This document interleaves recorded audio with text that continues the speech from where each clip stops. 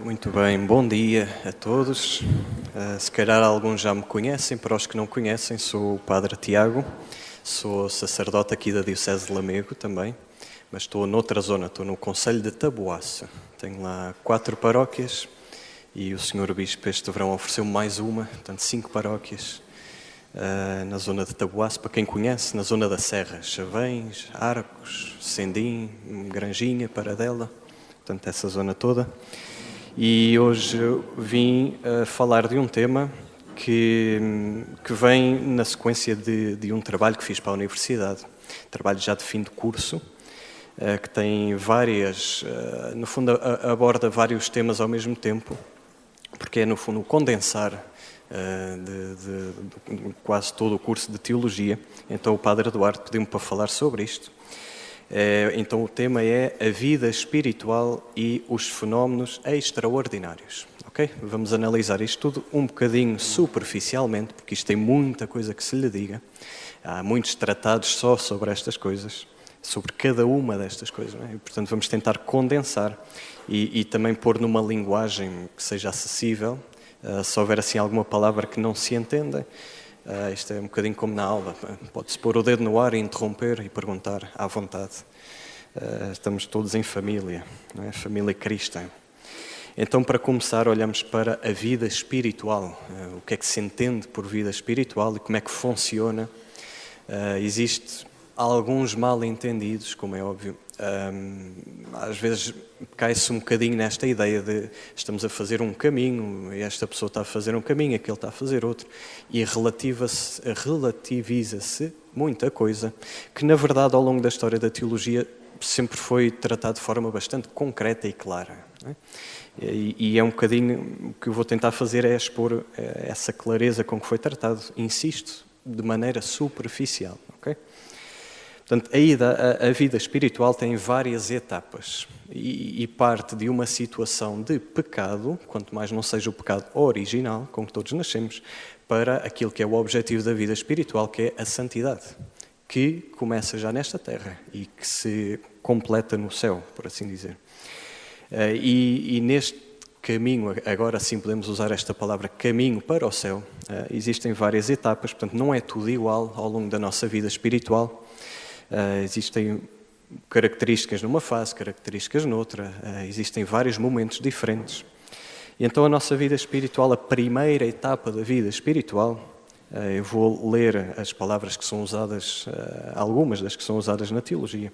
A primeira etapa chama-se a fase purgativa dos principiantes, que não significa que todas as pessoas já estejam nesta fase. Não é? Uma pessoa que anda afastada de Deus ainda não entrou aqui. Portanto, ainda não se pode falar de vida espiritual a quem vive em pecado, a quem vive afastado da igreja, da graça de Deus, etc. Portanto, aqui já estamos numa fase em que a pessoa já frequenta os sacramentos, já começa a frequentar os sacramentos, digamos assim.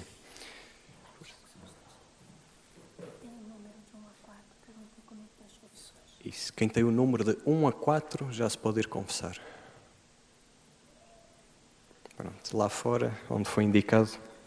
Portanto, estamos na primeira fase da vida espiritual, chamada idade purgativa dos principiantes. Como é que começa esta fase? Como é que se entra nesta primeira fase da vida espiritual? Dá-se um fenómeno que às vezes vem entendido, para fazer assim uma comparação, uma queda do cavalo, ao estilo de São Paulo. Não é? São Paulo ia a caminho de Damasco e tem assim um episódio forte em que de repente muda a direção da sua vida espiritual e começa a caminhar em direção a Jesus. Não é? Normalmente esta primeira fase começa assim, um episódio forte. Não é? Fui a um retiro e aquilo tocou-me, não é? Percebi que tenho que mudar de vida. Ou fui a Fátima e aquilo mexeu comigo. Não é? É assim um primeiro impulso que nos leva a orientar então a nossa vida para Deus. E aí é que começa propriamente dita a vida espiritual. Antes disso, andávamos meio perdidos. Não é? Existe um episódio de um senhor que eram 2 amigos, um bastante crente e o outro bastante pagão, para não dizer outra coisa. E a certa altura passam por uma igreja onde está a haver adoração ao Santíssimo. E o amigo, crente, quis entrar. Olha, eu vou ali só cumprimentar Nosso Senhor, 2 minutos, já volto. Sei que tu não queres, pronto, mas espera aí um bocadinho. E o homem pagão, de facto, ficou na rua, não quis entrar na igreja, não acredita em nada dessas coisas. Mas aquilo estava a demorar um bocadinho mais de tempo, ele perdeu um bocado a paciência. E entrou na igreja, e estava o Santíssimo exposto, as velas, o incenso, aquilo tudo bonito. E ele diz que olhou para uma das velas e percebeu que, afinal, Deus existe. Né? E, afinal, vale a pena caminhar para o céu. Portanto, isto é um exemplo de um destes episódios através dos quais se começa a idade purgativa dos principiantes. Como dizem as próprias palavras, idade purgativa, né, significa purgar, significa purificar. Esta primeira fase é caracterizada fundamentalmente por uma aversão ao pecado. Não é? A pessoa deu-se conta de que há coisas na vida que não estão corretas e então vai começar a corrigir essas coisas. Não é? Vou passar a ir à missa ao domingo, não é? Antes não ia. Vou passar a, quer que seja, não é? A ser honesto aqui, a ser honesto ali, a tratar as pessoas com mais caridade, etc. etc. Não é? Começar a corrigir um conjunto de defeitos que havia até aqui. Ou seja, a purgar. Não é? É uma primeira fase em que a alma se vai limpar dos vícios e dos defeitos e vai começar a trabalhar as fraquezas que tem, a corrigir aquilo que está mal. Não é? Esta é assim a primeira fase, que durará até que a pessoa perca o desejo de tudo aquilo que lhe seja obstáculo para aproximar-se de Deus, nomeadamente o orgulho, a avareza, entre outros, né? E conheça sabiamente a própria miséria. No fundo, é uma primeira fase de autoconhecimento para chegar à conclusão de sem Deus não consigo. Né? Deus vai ter que me ajudar. Já comecei a trabalhar nas minhas fraquezas, mas percebi que sozinho vai ser difícil. Né? E então passa-se para a segunda fase, segunda de três, segunda fase da vida espiritual, chamada a fase iluminativa dos proficientes. Estas palavras, se não fixarmos, não tem problema. Basta perceber um bocadinho o que é que caracteriza esta fase. Os proficientes progridem nas virtudes morais e teologais, ajudados pelo Espírito Santo, e vivem sempre mais intimamente o sacramento da Eucaristia. É dizer, na primeira fase andávamos a trabalhar os pecados e os defeitos, a tentar sair dessa vida. Na segunda fase já não se trata tanto de olhar para a parte negativa, mas sim para a parte positiva, não é? Já é aumentar as virtudes, crescer nas virtudes, não é? Ir crescendo, crescendo, crescendo. Não é? Que é sempre o mesmo caminho em direção ao céu, mas já tem características diferentes. Não é? Nesta fase a pessoa já não lhe custa tanto ter que sair do sofá para ir à missa ao domingo, não é? Por exemplo, não é? Já gosta, mas para além da missa do domingo ainda quer fazer mais, não é? Ainda quer passar a ir à missa à semana também, por exemplo, ou a rezar mais, não é? Rezava um terço, quer passar a rezar o rosário todo, não é? Ou seja, é crescer naquilo que já é bom, porque a parte dos pecados e dos vícios já está dominada, não é? Vai sempre haver fraquezas ao longo da vida, a nossa natureza está estragada pelo pecado original, mas já não é a parte viciosa que manda em nós, mas sim a parte virtuosa. As pessoas são conduzidas pela graça a uma fé mais elevada, a uma esperança mais firme e a uma caridade perfeita, mais perfeita, não é? Para que a pessoa seja radical e totalmente de Deus, não é? A pessoa já vive quase que obcecada, entre aspas, por Deus, não? Obcecada no bom sentido. Por fim, temos a terceira idade, chamada unitiva dos perfeitos. Aqui faço um parênteses que são pouquíssimas as pessoas que atingem esta fase. Não é? As coisas normalmente não correm bem daqui para a frente. Não é? É difícil ser santo, é difícil atingir a perfeição da santidade. Não é? E muita gente acaba por desistir a certa altura, ou fraquejar, ou não se esforçar mais.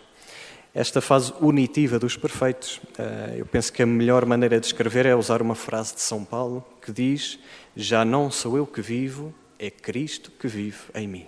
Okay? Portanto, já não é tanto uma questão de eu estar a esforçar-me por ser cristão, já é Deus faça o que quiser de mim. Não é? E Deus faz, se nós deixarmos, Deus faz. Não é? E faz muita coisa que nós nem imaginaríamos que Deus pudesse fazer. Não é? Isto não significa estar quieto e não fazer mais nada, significa sim uma vivência heroica das virtudes. Isto é uma expressão importante porque é uma das definições de santidade que temos. É a vivência heroica das virtudes. Não é só ser virtuoso, é ser heroicamente virtuoso. Ser excepcionalmente virtuoso. Não é? Uma vida de apostolado, segundo o estado de vida, e de reparação dos pecados. Portanto, aqui na terceira fase já é um estado bastante sério. Portanto, aqui estamos a falar, e é possível lá chegar, apesar de pouca gente lá chegar, é possível. Não é? Há muita gente que acha que os santos, excelentes, são muito bonitos.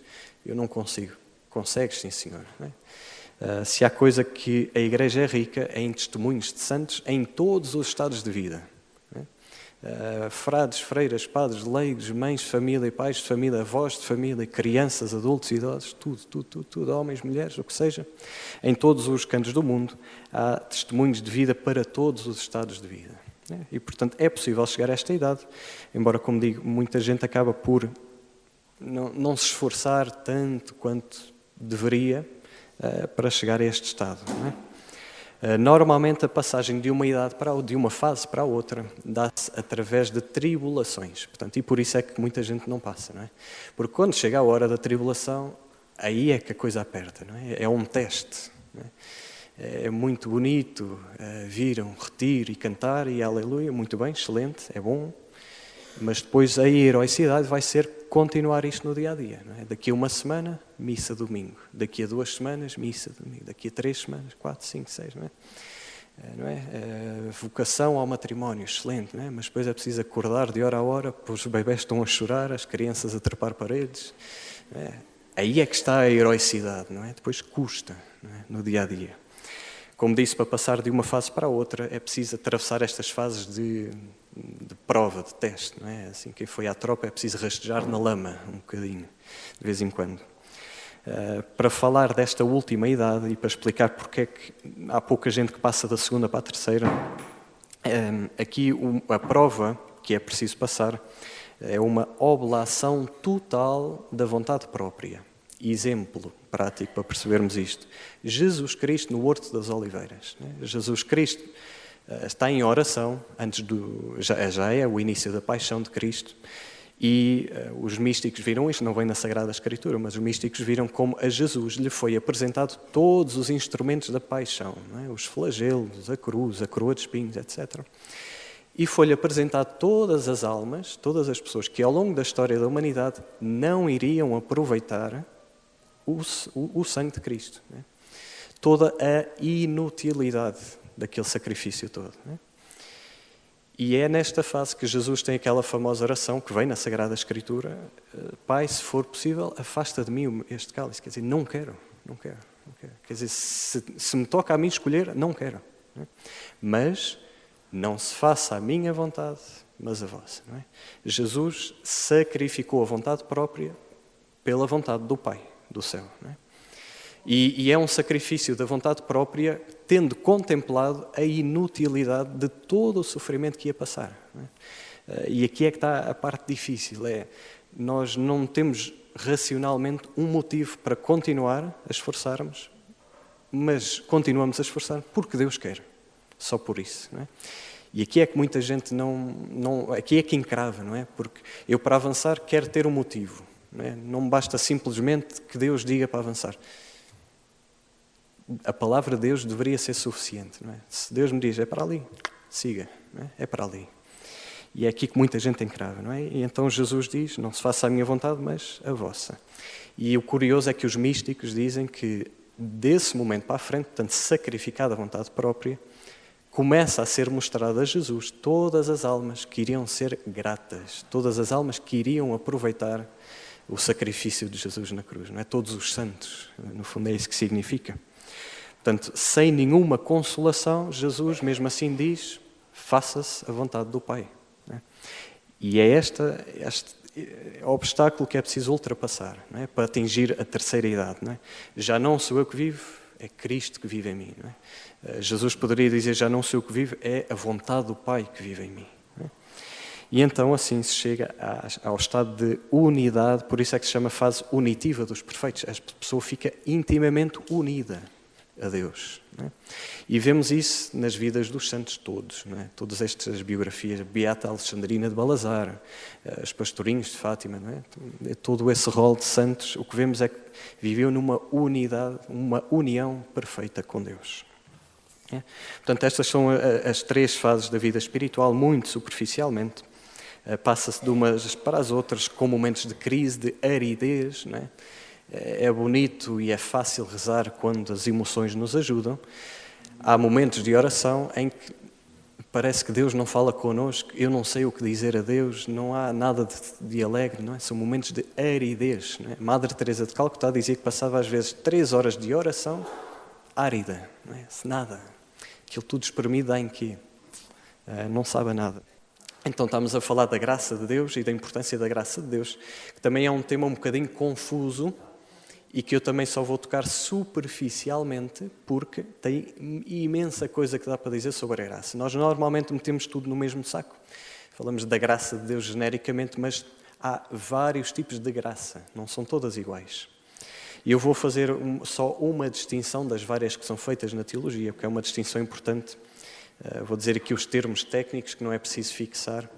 A graça gratum faciens, que significa a graça que me torna santo. Vamos usar esta expressão graça santificante, graça que me torna santo, que faz de mim aproximar mais de Deus, que é distinta de outro tipo de graça chamada gratis data, que significa graças que me são dadas, mas que não me tornam santos, mas que ajudam os outros a serem santos. Não é? Vamos aprofundar isto um bocadinho só para percebermos. A graça santificante, no fundo, é o quê? Estamos a falar de virtudes teologais, portanto, a graça da fé, a graça da esperança, a graça da caridade, que com essas virtudes eu vou crescendo em santidade e vou-me aproximando de Deus nesta caminhada que vimos, nestas fases de aproximação a Deus. A graça santificante, os dons do Espírito Santo, que recebemos, por exemplo, no sacramento da confirmação, o sacramento do crisma, por isso é tão importante. Recebemos graças que nos ajudam a tornar-nos mais santos. Né? E dentro das virtudes também se distingue entre virtudes teologais e virtudes morais. Virtudes teologais, portanto, fé, esperança, caridade. E as virtudes morais, as chamadas cardeais, a prudência, a temperança, a justiça, a fortaleza. E voltamos àquela definição de santidade que eu falei, que é vivência heroica das virtudes.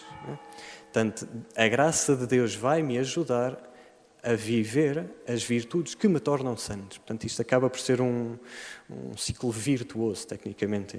Não é um ciclo vicioso, é um ciclo virtuoso.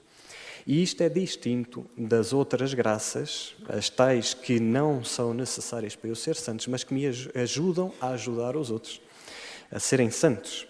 E estas graças, gratis data, é assim que se chama, também são faladas quando São Tomás de Aquino, que é um teólogo de referência na Igreja, fala dos dons carismáticos, não é? E de carismas. Não é? O que é que significa a palavra carisma? Significa anunciar, significa proclamar. Não é? Carisma é querigma, vem do grego, querigma, é anunciar a palavra de Deus. Não é? Portanto, quando um padre vem para o púlpito fazer uma homilia, tecnicamente está a anunciar a Sagrada Escritura, a interpretar, a explicar. Portanto, isso é um ato querigmático, um ato tecnicamente carismático. Não é? Eu espero não ofender ninguém. Mas às vezes temos a ideia de que os carismáticos significa rezar e fazer muito barulho. Não é? Não é bem isso. Pode-se fazer barulho ou pode-se estar em silêncio. Ser carismático não é uma questão do volume de som, digamos assim. É uma questão de anunciar a mensagem de salvação que Jesus Cristo nos veio anunciar. E, portanto, aqui dentro destas graças para o anúncio, normalmente dividem-se em 3 prateleiras, se quiserem, 3 categorias. A primeira são as graças para conhecer as coisas, conhecer a mensagem que vamos anunciar. Portanto, e aí temos a fé, outro tipo de fé que não a fé teologal, a fé como dom de Deus, para ter a certeza das verdades divinas. Eu sei com certeza que Jesus está presente na Eucaristia. Não é? Consigo vê-lo? Não. Consigo ouvi-lo? Não. É pela fé. não é? Eu acredito e tenho a certeza pela fé que Jesus está ali. Não é? A sabedoria para conhecer as realidades divinas, portanto, conhecer e ter a certeza que a verdade são duas coisas distintas.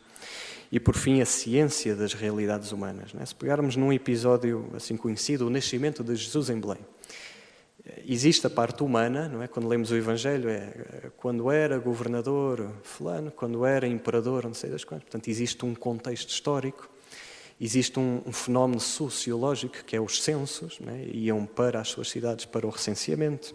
E depois existe toda a realidade divina. Encarnou o Verbo de Deus, que nasceu filho de uma virgem, filho adotivo de São José. Portanto, tudo isto, os vários elementos, o divino, o humano, estão sempre juntos. Mas, portanto, as primeiras graças carismáticas são para conhecer estas coisas, conhecer a fundo. E depois existem graças para confirmar que é verdade. Não é? Portanto, eu acredito que Jesus está na Eucaristia, pela fé. Pontualmente vão havendo milagres eucarísticos, vão havendo prodígios que me ajudam a confirmar, que me confirmam que de facto Jesus está ali. Portanto, as graças especiais para confirmar são prodígios, são curas milagrosas e também se admite o discernimento dos espíritos. Significa saber os segredos íntimos da alma. Alguns santos olhavam para a pessoa e viam, olha, tu ainda não confessaste este pecado, aquele. Padre Pio fazia isso. Discernimento, conhecer os segredos íntimos da alma. Exemplo.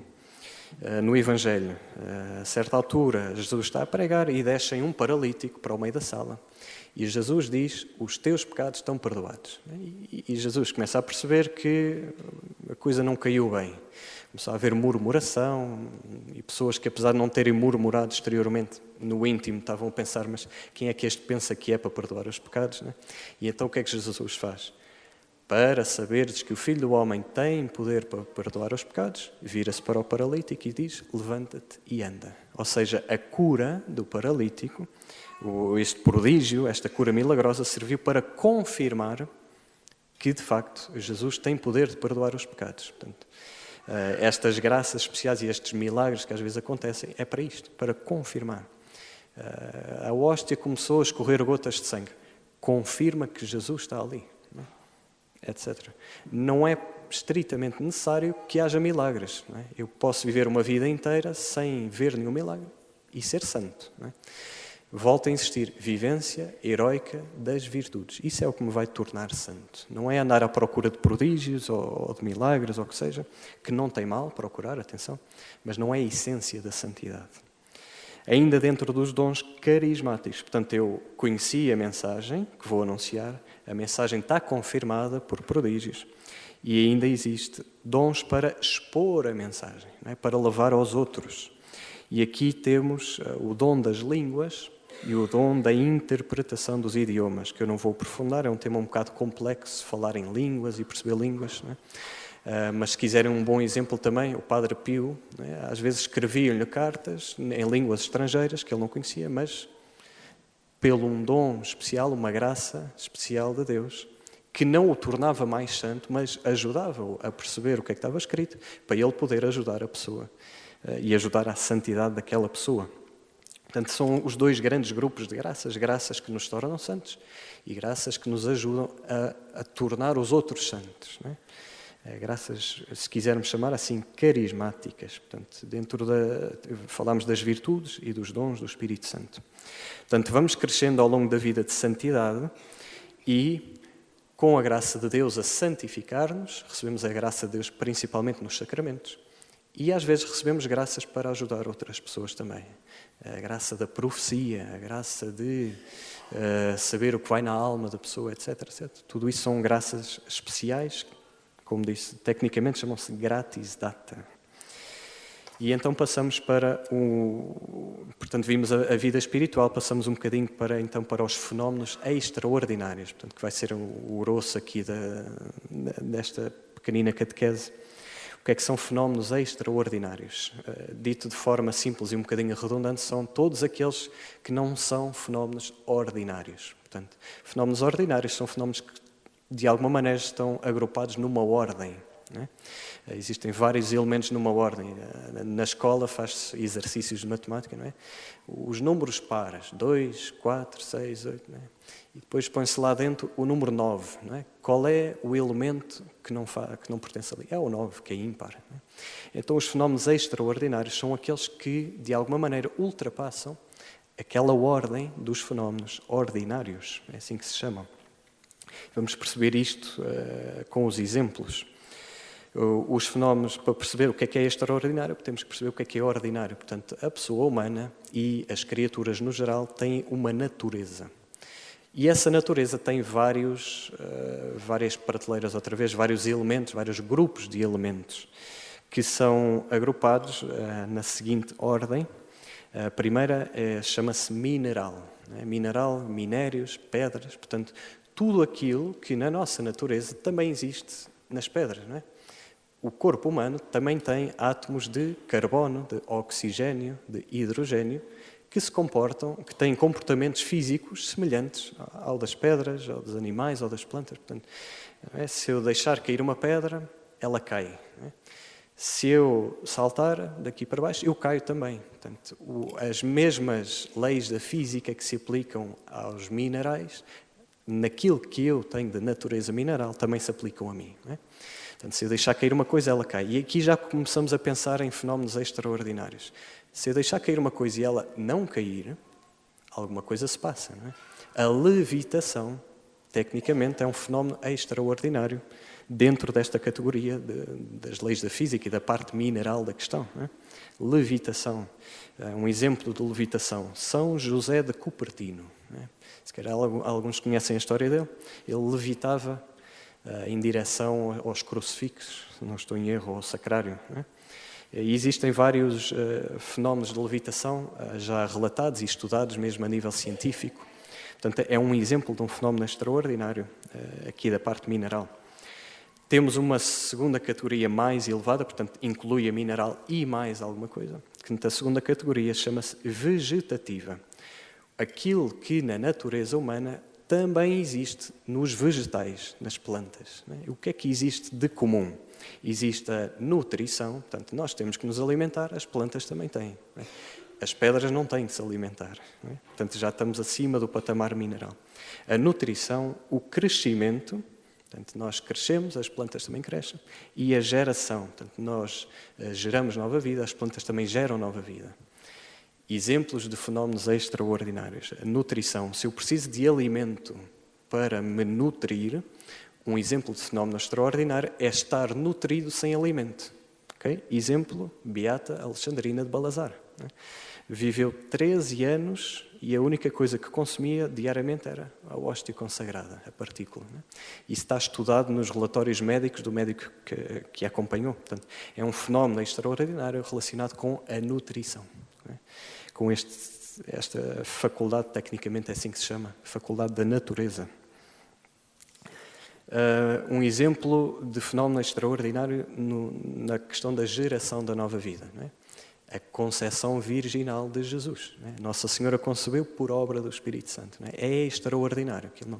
Ordinariamente não é assim que as pessoas são concebidas, não é? Como é óbvio. Portanto, parte vegetativa. Acima disto, que inclui a parte mineral e a parte vegetativa, temos a chamada parte sensitiva, que é tudo aquilo que em nós também existe nos animais. Não é? Sendo que os animais também têm a parte mineral, a parte vegetativa e a parte sensitiva, ou seja, nós vemos, ouvimos, cheiramos, não é? Os chamados 5 sentidos. Tecnicamente é a parte sensitiva externa, depois também existe a interna, que inclui outros elementos, a imaginação, a memória, etc. Mas aqui também já podemos dar vários exemplos de fenómenos extraordinários, não é? Em relação à visão, não é? As aparições. Não é? Se eu vejo Nossa Senhora, não é? E mais ninguém à minha volta vê Nossa Senhora, não é? É uma visão extraordinária, é um fenómeno extraordinário. Não é? Os pastorinhos de Fátima, por exemplo. O olfato, não é? Este é engraçado de cheirar, não é? Havia pessoas que durante as aparições não viam Nossa Senhora, mas cheiravam um cheiro muito intenso a rosas. Não é? É um fenómeno extraordinário, tecnicamente. Não é? O cheiro a rosas durante as aparições marianas. A audição, não é? Ouvir voz, Santa Faustina Kowalska ouvia várias vezes Jesus a falar. Não via, mas ouvia a voz de Jesus.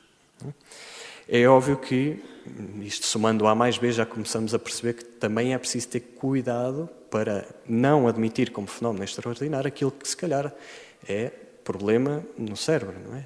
É uma ilusão, que também acontece. Também há doenças que nos fazem ouvir coisas, ver coisas, não é? Aí estamos na área da patologia médica, não é? Que é diferente. Portanto, é preciso distinguir.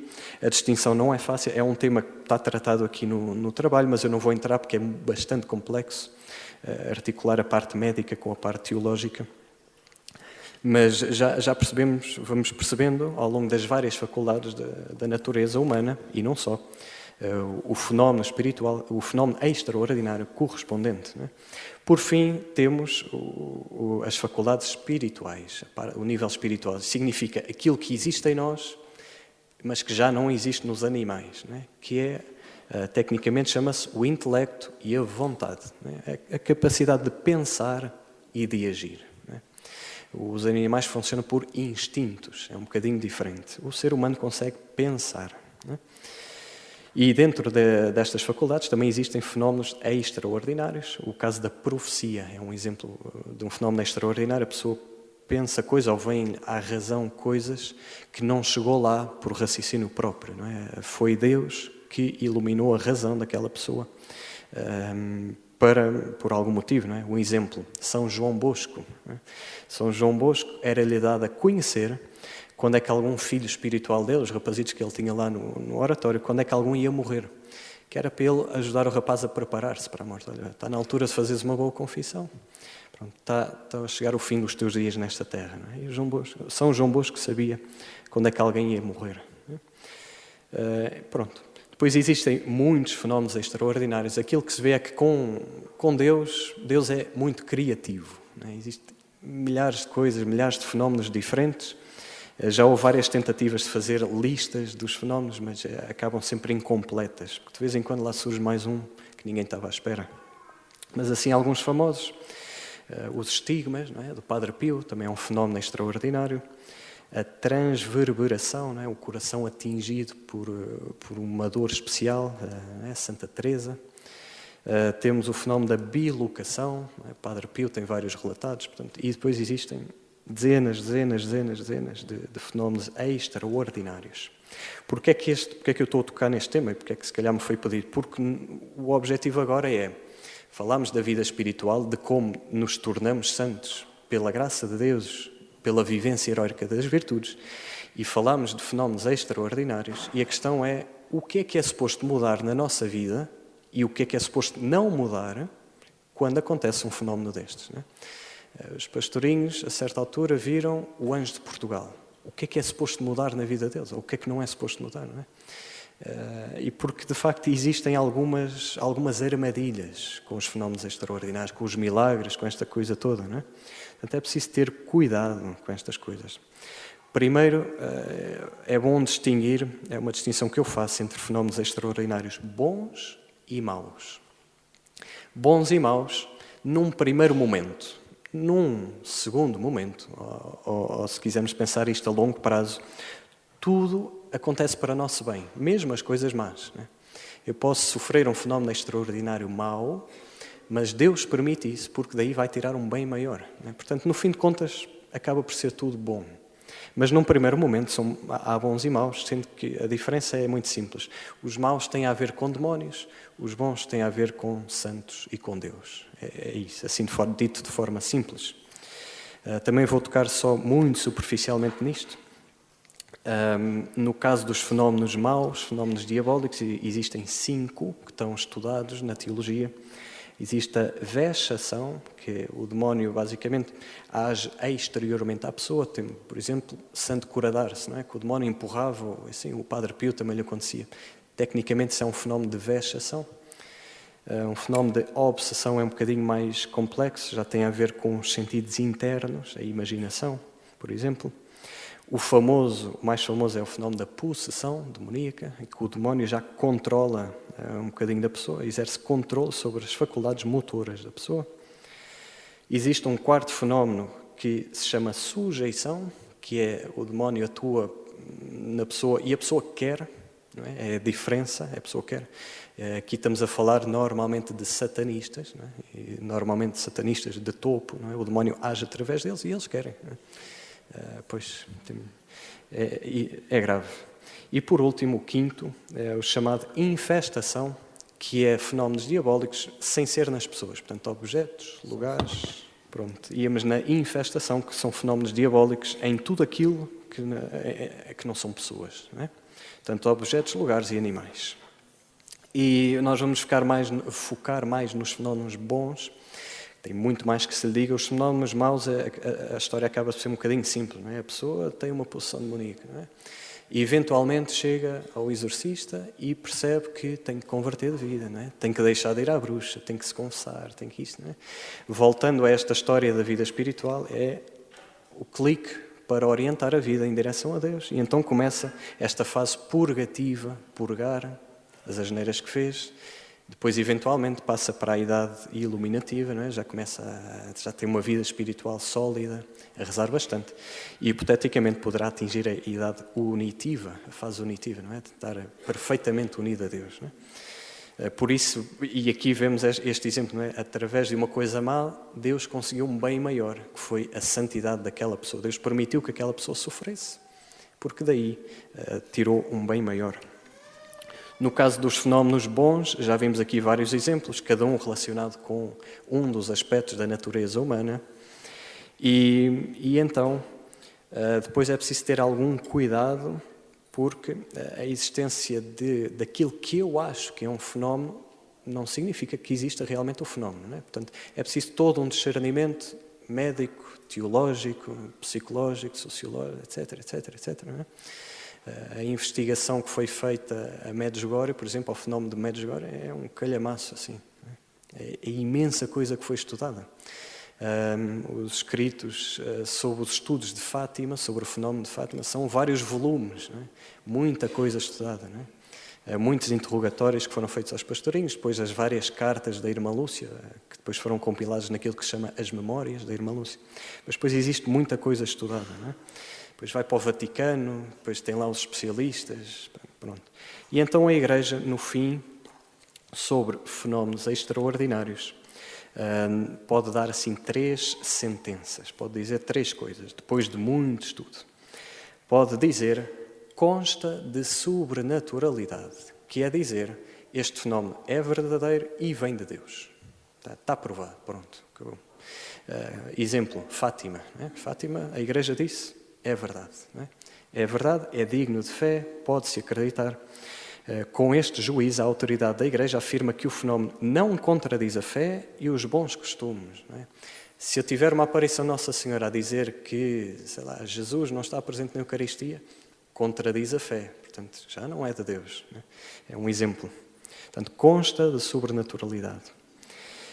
É lícito tornar pública qualquer mensagem. Portanto, a mensagem de Fátima foi tornada pública. E os fiéis são autorizados a prestar de forma prudente a sua adesão. É digno de fé não teologal. A segunda sentença que a Igreja pode emitir diz, não consta de sobrenaturalidade. É dizer, não está provado que é verdade e não está provado que é de Deus. Que é um meio termo. É dizer, ainda não está provado que é verdade e ainda não está provado que é falso. Portanto, não consta que seja de Deus. E como não consta, vamos ter mais cuidado. Não se podem organizar, por exemplo, peregrinações oficiais a lugares de presuntas aparições que a Igreja ainda não tenha confirmado como verdadeiras. Eu posso ir lá, como posso ir a qualquer parte do mundo, não é? Mas uma peregrinação oficial, como se aquilo já fosse verdade, a autoridade da Igreja ainda não admitiu. Sim, força, pergunta. Uhum. Uhum. Ok, eu vou deixar para o fim e respondo. Porque isso responde quer à infestação, quer a tudo o resto. Eu ponho aqui uma nota. Estávamos a falar do juízo que a Igreja faz sobre os fenómenos extraordinários. Portanto, não consta, significa, é um meio termo, ainda não está aprovado, também não está condenado. Existem várias aparições assim, neste momento. Depois, o terceiro, a sentença que a Igreja pode dizer é: consta de não sobrenaturalidade. Está aprovado que não é de Deus, mesmo que seja um fenómeno verdadeiro. Não é? Uma possessão demoníaca pode-se provar que é, de facto, um fenómeno extraordinário, mas não é de Deus, é do demónio. Não é? Portanto, a Igreja pronuncia-se normalmente só sobre as coisas que nos apontam para Deus. Não é? Consta de sobrenaturalidade. Fátima, podem ir a Fátima, 5 estrelas. Tudo o resto, podemos esquecer um bocadinho. Não é? Todos os outros fenómenos. Com este juízo, a autoridade da Igreja afirma que o fenómeno contradiz a fé ou os bons costumes e que, portanto, não é lícito tornar pública qualquer mensagem a ele associada. E os fiéis são proibidos de prestar-lhe a sua adesão. Não é? Porquê é que é importante estas sentenças que a Igreja emite? Porque daqui vai depender, em boa parte, a vivência heroica de uma virtude, que é a virtude da obediência. Se a Igreja diz, àquele sítio não se dá, não se presta atenção, não se presta atenção. Não é? Obediência. Exemplo, não é? O Padre Pio, a certa altura, foi suspenso, entre aspas, pelo Vaticano de ouvir confissões. Não é? Já começava a haver muito barulho, já tinha os estigmas, já havia assim muita confusão, e então o Vaticano diz, durante uns tempos não ouves confissões. O que é que ele fez? Durante uns tempos não ouviu confissões. Não é? Obediência. E depois então é que lhe foi levantada outra vez a suspensão e voltou a ouvir confissões. Não é? Ele foi santo por causa dos estigmas? Não, ele foi santo pela vivência heroica das virtudes. E aqui temos um exemplo da vivência heroica da virtude da obediência. Neste caso, a obediência à autoridade da Igreja. Dito isto, portanto, depois destas sentenças da Igreja, já vimos a vida espiritual, as várias etapas, os vários tipos de graça de Deus. Alguns geram fenómenos extraordinários, não é? E depois também existem fenómenos extraordinários maus. A Igreja pronuncia-se e então agora é que vem a conclusão, assim, que diz o que é que muda, não é? Aquela pergunta que eu fiz há pouco. O que é suposto mudar? Os pastorinhos de Fátima viram Nossa Senhora, o que é suposto mudar? Não é? E aqui é que vem uma parte um bocado mais cinzenta, digamos assim. Vou citar São João da Cruz. Portanto, é um mestre destas coisas, mestre da teologia espiritual. São João da Cruz afirma que a pessoa que se diz sujeito de um fenómeno extraordinário deve recusá-lo como tal, com todas as suas forças, como condição necessária para a união de amor com Deus.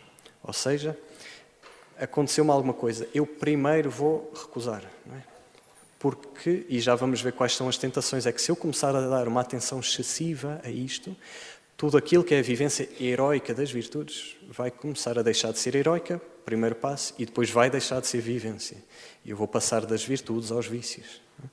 Então, numa primeira fase, devemos rejeitar como tal e expor a alguém que perceba do assunto. Não é? É um diretor espiritual, especialista em questões espirituais, que não são todos. Não é? Os padres depois podem ter, os padres e os teólogos todos, também os leigos podem ter várias especialidades. Não é? A Sagrada Escritura, teologia moral, teologia dogmática, etc. etc. Não é? É bom encontrar um especialista em teologia espiritual, alguém que perceba destas coisas da alma, da vida espiritual, porque é ele que vai, numa primeira fase, perceber se o fenómeno contradiz a fé ou não e contradiz os bons costumes ou não. E vai perceber como é que vai a alma da pessoa, não é? Como é que vai a vida de oração, a vida de penitência. Não é? Esse especialista vai ter uma atitude de prudência, não vai rejeitar o fenómeno como se não tivesse acontecido, nem vai aceitar logo à partida. O que vai fazer é, vamos estudar, vamos ver o que é que aconteceu.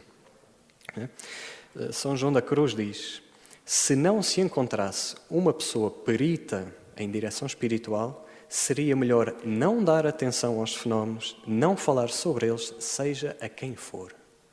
É forte isto, não é? Isto, como é óbvio, vai-se aplicar um bocadinho mais aos adultos. Não é? caso das crianças, como é os pastorinhos de Fátima, falam naturalmente e acabou. Coitados. Estão em níveis diferentes de maturidade, quer psicológica, quer espiritual.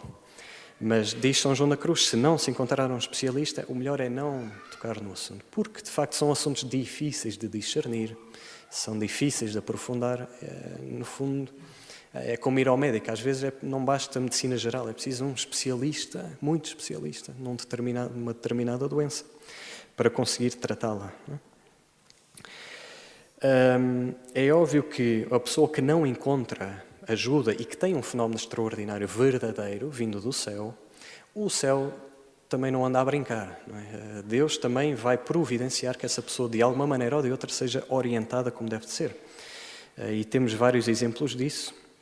As aparições de Nossa Senhora de La Salette, à Melanie e ao Maximino. Não é? A certa altura, Nossa Senhora diz: fazeis bem as vossas orações, meus filhos. Não é? Nossa Senhora está preocupada com a vida da oração deles. Não é?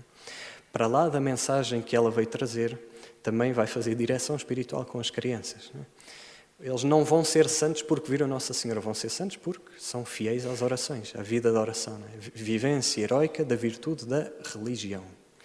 Não é? É o que está aqui em causa. E os meninos, os dois, responderam: não muito. Não rezavam assim muito. Não é? Fazeis bem as vossas orações? Não. Portanto, isto também é um detalhe importante. A honestidade é precisa para uma boa direção espiritual.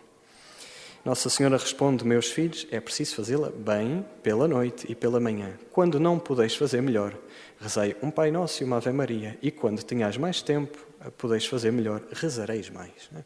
Portanto, Nossa Senhora vai dando umas orientações.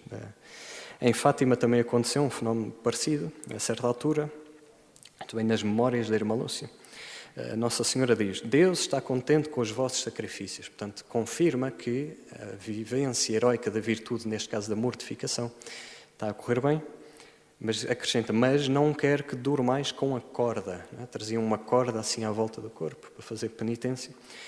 Nossa Senhora diz: durante a noite não, ok? Trazei-a só durante o dia. Não é?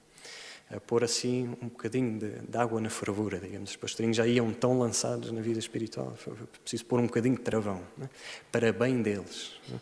Portanto, o céu também providencia direção espiritual. Outro detalhe em relação a Fátima e aos pastorinhos é que o céu também conduziu lá várias figuras providenciais. Uma delas que se destaca e que a Irmã Lúcia destaca nas memórias é o Padre Cruz, não é? Que se calhar conheceis bem. O Padre Cruz também se encontrou com eles, também lhes deu vários conselhos, ensinou-lhes orações. Não é? Deus vai encaminhar as coisas no bom sentido. Não é? E agora sim fala então das tentações pelas quais é preciso ter cuidado com os fenómenos extraordinários. E há assim 3 grandes tentações. Uma é a do orgulho. Não é? Nossa Senhora apareceu-me e por isso eu sou o maior. Tu és o maior se rezares, se fizeres penitência, se não faltares à missa ao domingo, se fores fiel ao teu marido, à tua esposa, se fores um bom pai de família, uma boa mãe de família. Não é? E aí é que és o maior. Acordar todos os dias para ir para o trabalho, aí é que és o maior. Não é pela aparição de Nossa Senhora, não é porque ouviste o que quer que fosse, ou que viste o céu, ou o inferno, ou o purgatório. Não é? Vivência heroica das virtudes. Portanto, a primeira tentação é o orgulho da pessoa que acha que existiu mérito pessoal. Eu rezei muito e tive uma visão. Portanto, sou o maior. Lamento. Não só não és o maior, como se calhar é dos menores. Não é? Só pelo orgulho, quer dizer, o orgulho é o pecado por excelência do demónio. Portanto, logo aí já diz muita coisa. Ou então orgulhar-se, sabendo que não teve mérito, mas mesmo assim orgulhar-se, Deus atuou através de mim. Não é? Sou o maior. Lamento. Não é? Há uma frase da Sagrada Escritura muito boa para isto, que é: servo inútil. Cumpriste o teu dever, foi só isso. Não fizeste nada de mais. Servo inútil. Não é? Vai à tua vida. Não é? Servo inútil. Se nós conseguirmos interiorizar esta ideia de servo inútil, é meio caminho andado, ou se calhar um bocadinho mais até ao céu. Não é? Exemplo, não é? A pessoa, não é? A senhora sacristã dedicou 20 anos da sua vida à sacristia da igreja, a limpar, não sei o quê, e um dia chegou um padre e que diz: já não é preciso mais o seu serviço. bater continência e sair da sacristia. Serve inútil. Deus vai recompensar no céu, largamente, ok? Portanto, não é assim tão inútil quanto isso. Mas é bom ter esta humildade. Quando me dispensarem de alguma coisa, seja, não é? Eis aqui a escrava do Senhor. Eis aqui o escravo do Senhor. Não é? Sei lá, pronto, outra coisa, não é? Eu canto no coro há 10 anos, não é? Mas o padre quer fazer mudança e agora quer outro coro. Bater continência e cumprir a ordem. Não é? Serve inútil. Já não sou preciso. Excelente. Vou continuar a vir à missa ao domingo, vou continuar a rezar, etc, etc. E estou na minha escravidão. Não é? Esta fase que víamos, a terceira fase, a passagem para a terceira fase, não é? Oblação total da vontade própria. Não é? Sacrifício total da vontade própria.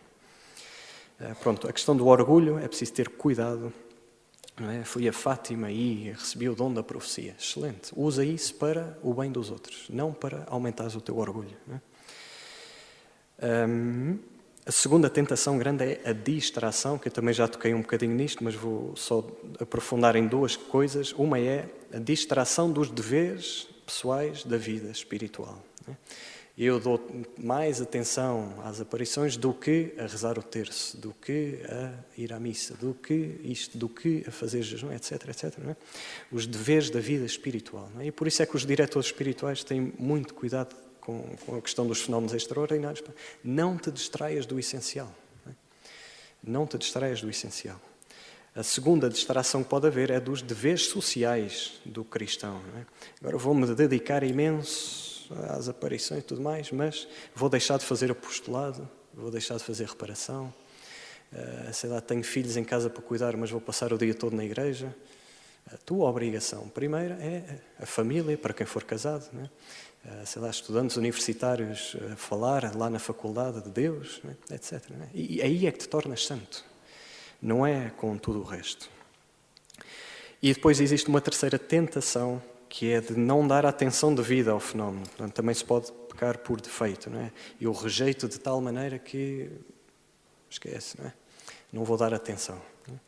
E há uma frase da Sagrada Escritura que diz: não vos esqueçais da hospitalidade, pois, graças a ela, alguns, sem o saberem, hospedaram anjos. Não é?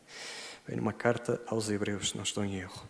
Isto é dizer, eu não me distraí das minhas obrigações como cristão, não me enchi de orgulho e mesmo assim não desprezei os fenómenos extraordinários que Deus quis mandar na minha vida. Se calhar já dei hospedagem a anjos e nem me dei conta. E de facto não é preciso dar-me conta, é preciso não estar de porta fechada. É preciso virtude da caridade, vivência heroica da virtude da caridade. E depois isto é para as pessoas que têm algum tipo de fenómeno. No caso dos fenómenos maus já vimos como é que funciona também. Mas depois existe a esmagadora maioria das pessoas que não têm nada. Não é? E não é preciso ter. Como disse, a nossa santidade é vivência heroica das virtudes. A pessoa indiretamente envolvida por um fenómeno, por exemplo, eu não vi as aparições de Nossa Senhora de Fátima, mas fui a Fátima e aquilo mexeu comigo. Então, a pessoa deve vigiar contra as mesmas tentações. Não é? De repente vou ficar obcecado com aquilo. Calma, não é? Calma. Eu tinha um professor meu, foi quem me ajudou a orientar esta tese, que dizia, e ele era especialista em direção espiritual e teologia espiritual, ele dizia, quando me aparece alguém, sei lá, uma mãe ou um pai de família, a dizer que tiveram um fenómeno, seja qual for, a primeira coisa que eu lhes digo, olha, não quero saber sobre isso, para já. Quero saber como é que vai a tua vida de oração. Andas a rezar? Andas a tratar bem as pessoas lá em casa? Não é? A caridade, etc, etc. Não é? Isso é o mais essencial. E depois, então, vamos dar atenção ao fenómeno para ver o que é que Deus quer. Porque, de facto, Deus pode operar maravilhas através das pessoas. E como diz a Sagrada Escritura, se tivesseis fé do tamanho de um grão de mostarda, dirias a esta montanha, move-te. Quer dizer, muitos mais milagres poderiam acontecer se vivêssemos heroicamente a virtude da fé. Não é? Se eu acreditasse, Deus pode, não é? Deus consegue. E eu quero que Deus consiga na minha vida, quero que Deus consiga na vida dos meus, dos que me rodeiam. Não é? Portanto, a pessoa indiretamente envolvida num fenómeno deve vigiar contra estas distrações. A pessoa diretamente envolvida deve vigiar contra o orgulho e contra a distração também. Isto é suposto ser visto um bocadinho como um bónus dispensável. Deus dá-me o dom da profecia. Se não me desse o dom da profecia, eu poderia ser santo à mesma. Posso ser santo à mesma. É dispensável para a minha santidade. Deus concede à pessoa implicada e àqueles que o rodeiam, finalizado a confirmar a mensagem salvífica de Jesus Cristo. Portanto, e depois há aqui uma nota em relação aos diretores espirituais, aos padres, normalmente são padres, mas também pode haver leigos, diretores espirituais.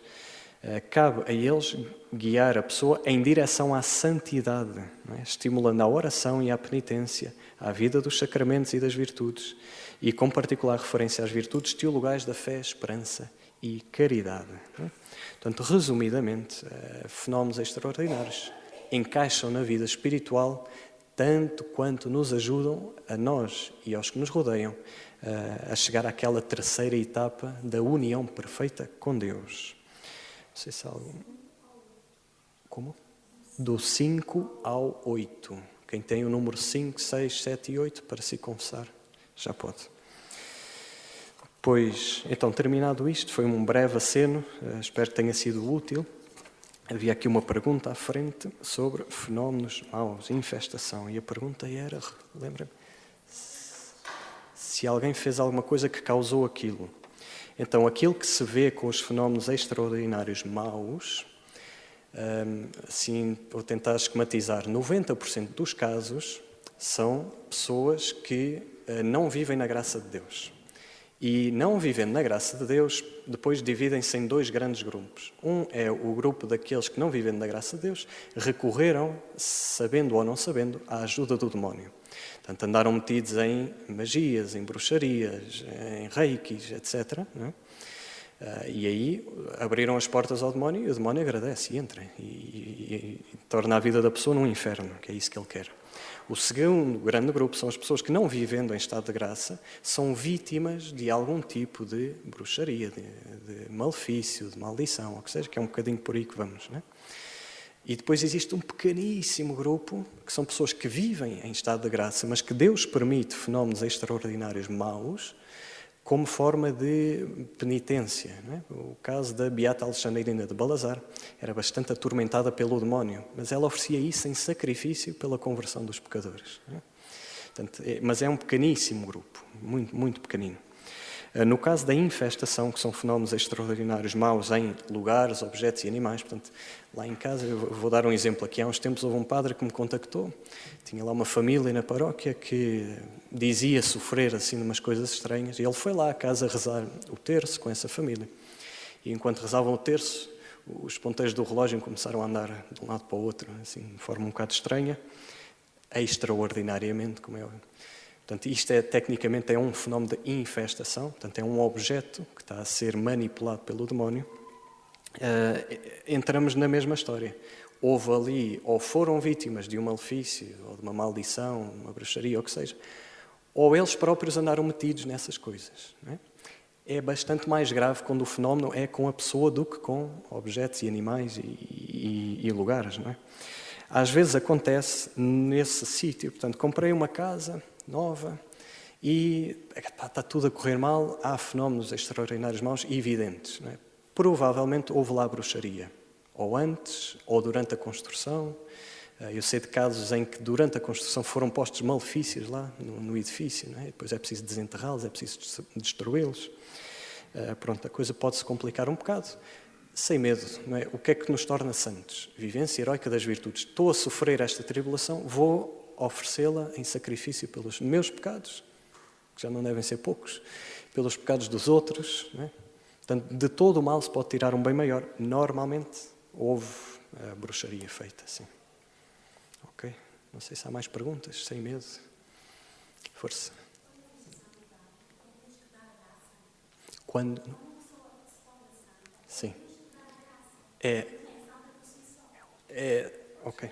Então, temos dois elementos a ter em conta. Deus dá-nos a graça para sermos santos, mas eu quero ser santo. Portanto, o São Tomás de Aquino distingue dois tipos de mérito. Mérito decongruo, mérito decondigno. Não é? Quer dizer, nós somos santos porque Jesus Cristo morreu por nós numa cruz. porque senão não chegávamos lá, não é? As portas do céu foram-nos abertas pelo sangue de Cristo. Não foi porque nós rezámos muito, não é? Estavam fechadas, não é? Se voltarmos ao livro do Gênesis, Deus pôs à porta do paraíso 2 anjos e trancou as portas, não é? Não entra ninguém, até que veio aquele que ofereceu o sacrifício redentor por nós, não é?